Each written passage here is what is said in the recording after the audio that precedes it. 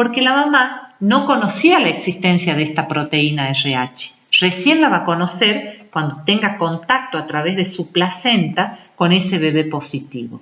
Entonces a ese primer bebé no le va a pasar nada. El problema va a ser con los embarazos siguientes. Porque en el embarazo siguiente, ahora sí, la sangre de la mamá, que ya conoció a la proteína del bebé, va a fabricar anticuerpos. Entonces, en el embarazo siguiente, esos anticuerpos sí van a actuar sobre el segundo bebé si es que este es positivo. Si el segundo bebé es negativo como la mamá, no pasa nada. Pero lo más probable, reiteramos, es que sea positivo porque el RH positivo es dominante sobre el negativo. Entonces, cuando el segundo embarazo la mamá tenga contacto con la sangre de ese bebé, como ya tiene formados los anticuerpos anti-RH del primer embarazo, va a atacar los glóbulos rojos de ese bebé y le va a producir destrucción de los glóbulos rojos. Y esto es lo que va a suceder. Eso es lo que se denomina como eritroblastosis fetal. Como hay una destrucción masiva de los glóbulos rojos, acuérdense ustedes que del grupo M de la hemoglobina de los glóbulos rojos se formaba el pigmento bilirrubina, ¿se acuerdan ustedes? Entonces, la bilirrubina es un pigmento amarillo. Entonces, ¿cómo va a estar el paciente? Va a estar teñido de amarillo el bebé por la eritroblastosis fetal. Y además esa bilirrubina se va a depositar en los núcleos de la base del cerebro y este bebito, si se salva, va a quedar con un gran daño neurológico. Entonces esto hay que prevenirlo. ¿Cómo se previene? Primero, las mamás embarazadas tienen que hacer sus control prenatales y una de las cosas primordiales es el análisis de sangre con el grupo y factor para ver si la mamá es una mamá negativa, tenerla en permanente observación. Porque si hace esta patología, hay que hacer un reemplazo de la sangre del bebé, es decir, transfusiones intrauterinas para evitar esta eritroblastosis fetal. Y otra situación todavía mejor para evitar es que cada vez que una mamá tenga un parto de un bebé positivo, siendo ella negativa, se le coloque a la mamá una vacuna que se llama vacuna anti-D, como D de dedo, para evitar que la mamá forme los anticuerpos para el siguiente bebé. El inconveniente, ¿dónde está? En las mujeres que por ahí pierden embarazos y no saben si el niño ha sido positivo o no ha sido positivo. Han tenido abortos espontáneos o incluso abortos provocados y no se enteraron de si ha sido positivo o negativo. Entonces, cuando viene el segundo bebé, no saben si tienen los anticuerpos formados o no. Entonces, por eso también es importante en una mamá RH negativa que si tuvo pérdidas de embarazo o demás, se coloque la vacuna. Pero como a veces la mamá no lo sabe porque puede haber tenido un retraso de una menstruación, ella pensaba que era un retraso de una menstruación y en realidad ya había habido un embarazo, es importante que la mujer RH negativa sea controlada estrictamente cuando se hacen los controles prenatales para evitar esta situación, que es la eritroblastosis fetal. Ahora, ustedes me dirán, ¿y qué pasa si el bebé es negativo y la mamá es positiva? No pasa nada.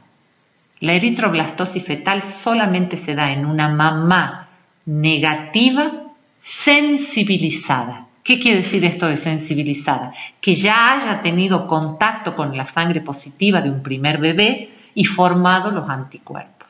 Ahora, si la mujer tiene 6 embarazos, en cada uno de los 6 embarazos después que nace el bebé, debería ponerse la vacuna anti-D si el bebé nació positivo.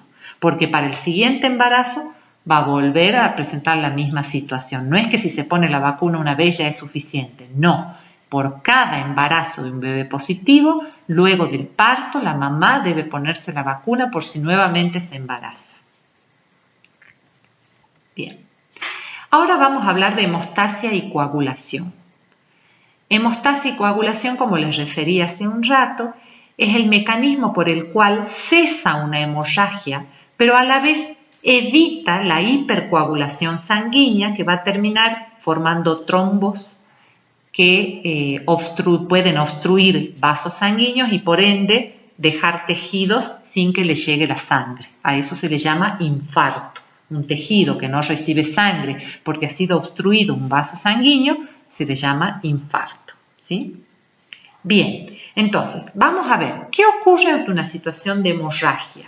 Ocurren 3 fases, así se llaman, las 3 fases de la hemorragia. La primera fase es la vasoconstricción, es decir, los vasos sanguíneos de la zona se contraen. Es como cuando uno ve una pérdida de agua de un caño. ¿Qué es lo primero que hace? Tratar de cerrar el caño o apretar la manguera, por decirles, para que salga la menor cantidad posible de agua. Acá ocurre lo mismo, una vasoconstricción para tratar que el flujo sanguíneo que se pierda no sea tanto. Luego viene la segunda fase de la hemorragia o de la hemostasia, que es la agregación plaquetaria. Llegan estos fragmentos celulares que eran las plaquetas o cariocitos o trombocitos a la zona del daño para tratar de hacer como un tapón. Hasta que finalmente viene el proceso de coagulación, donde hay una cascada, donde intervienen proteínas y enzimas y el calcio para que se pueda formar el coágulo definitivo.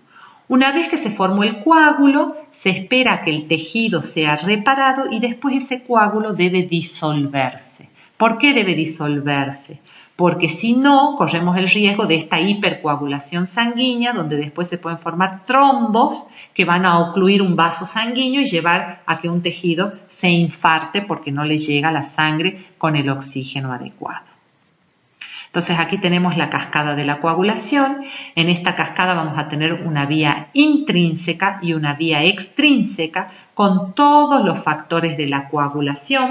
Son 13 los factores de la coagulación hasta que llegamos a el coágulo. Acá intervienen, como les dije, proteínas, enzimas y el calcio, hasta llegar a una proteína que es insoluble, que es la fibrina, que parte del fibrinógeno. El fibrinógeno es una proteína soluble que se transforma en insoluble, que es la fibrina, conformando así el coágulo. Entonces aquí tenemos el proceso de coagulación y el proceso de destrucción de ese coágulo, que es la fibrinolisis. Como les dije, ese coágulo, una vez que se reparó el tejido del vaso sanguíneo, debe ser desarmado. Ese proceso se llama fibrinolisis. Entonces, en la coagulación yo voy a tener un sistema intrínseco y un sistema extrínseco. El sistema intrínseco me va a dar la tromboplastina plasmática y el extrínseco la tromboplastina tisular. Ambos me dan la protrombina y finalmente la trombina, que va a llevar a que el fibrinógeno se transforme en fibrina, que es el coágulo. Por otro lado, en la fibrinolisis también tendré el sistema intrínseco y extrínseco con activadores plasmáticos y trisulares, la profibrinolizina, la fibrinolicina, que se va a encargar de la lisis o destrucción de esta fibrina o coágulo para evitar la hipercoagulabilidad sanguínea. Los factores de la coagulación, como les dije, son 13, esos se mencionan con números romanos siempre. El primero se llama fibrinógeno, el factor 2 la protrombina, el factor 3 el factor hístico o tromboplastina hística, el factor 4 es el calcio, el factor 5 la proacelerina, el factor 6 actualmente no se lo emplea, no se lo menciona, el factor 7 la proconvertina, el factor 8 el factor antihemofílico A, el factor 9, el factor de Christman o factor antihemofílico B, el factor 10, el factor de Stuart, el factor 11, el antecedente tromboplastínico del plasma o PTA, el factor 12, el factor de Ageman o de contacto, el 13, el factor estabilizante de la fibrina, también conocido como precalcicreína, cinninógeno de alto peso molecular o factor von Willebrand. En realidad no hace falta que lo conozcan de memoria a todos estos factores, pero sí es importante tener presente el fibrinógeno, la protrombina, el calcio, los factores antihemofílicos A y B, el factor de Stuart, el factor von Willebrand, por lo menos esos tenerlos presentes. Y estos también. Estos factores sí es importante que los conozcan, porque son los factores vitamina K dependientes, el factor 2, el factor 7, el factor 9 y el factor 10. Estos 4 factores, 2, 7, 9 y 10, son los factores vitamina K dependientes. ¿Y saben cómo obtenemos la vitamina K? La vitamina K, les cuento, se obtiene por la flora intestinal. La flora intestinal del colon es la que nos produce la vitamina K. Y esto es un dato no menor, por ejemplo, en los recién nacidos. Porque los recién nacidos, hasta que se alimentan con el calostro de la mamá y luego con la leche materna, el calostro es la primera leche que le sale a la mamá de sus mamas y luego viene la leche. Hasta que el bebé se alimenta de esa leche y forma su primer deposición de materia fecal, que es denominada meconio, hasta ese momento todavía la flora intestinal, como no ha funcionado nunca, no está produciendo vitamina K. Entonces a todos los bebés recién nacidos se les inyecta en su muslito una ampolla de vitamina K para evitar las hemorragias del recién nacido y darle tiempo a la flora de su intestino grueso que forme vitamina K en la medida que se va alimentando con la leche materna. Entonces es importante que ustedes conozcan esto, sobre todo los que cursan enfermería, porque cuando vayan a neonatología y vean que les inyectan a todos recién nacidos una ampollita de vitamina K en el muslo, van a entender que lo hacen precisamente para evitar las hemorragias en el recién nacido, ya que los factores 2, 7, 9 y 10 todavía no se le han formado porque no han tenido vitamina K que los ayude a formar. ¿Sí? Bien. El coagulograma es el estudio específico que se pide para ver la hemostasia y coagulación. Ese coagulograma incluye el tiempo de coagulación, que habitualmente debe ser de 6 a 8 minutos, el tiempo de sangría, que debe ser de 1 a 4 minutos, también considerado como tiempo Duque, que en ese caso se lo evalúa en 3 a 9,5 minutos, el tiempo de protrombina, 12 a 14 segundos, también conocido como tiempo de Quick, que se expresa en porcentaje, 85 a 110%, el tiempo parcial de tromboplastina o KPTT, 25 a 38 segundos cuando está activado, y la retracción del coágulo, que es de 15 a 20 minutos en el inicio y de 6 a 24 horas en su finalización. Este último lo que mide precisamente es la fibrinolisis. Ese coágulo, después de un día como máximo, ya debe estar totalmente disuelto y debe empezar a disolverse a los 15-20 minutos de haberse formado para evitar la hipercoagulabilidad sanguínea. Tarea que les doy para la casa es averiguar cuál de estos estudios se solicita cuando uno quiere saber si lo que está fallando es la vía intrínseca de la coagulación o la vía extrínseca de la coagulación. Como proyección médica vamos a hablar de la hemofilia. La hemofilia es una enfermedad genética recesiva que impide una buena coagulación de la sangre. Está relacionada con el cromosoma X, es decir, que la transmiten las mujeres. Y existen 3 tipos. La hemofilia A, cuando hay un déficit del factor 8 de la coagulación. La hemofilia B, cuando hay un déficit del factor 9 de la coagulación. Y la hemofilia C, que es el déficit del factor 11 de la coagulación.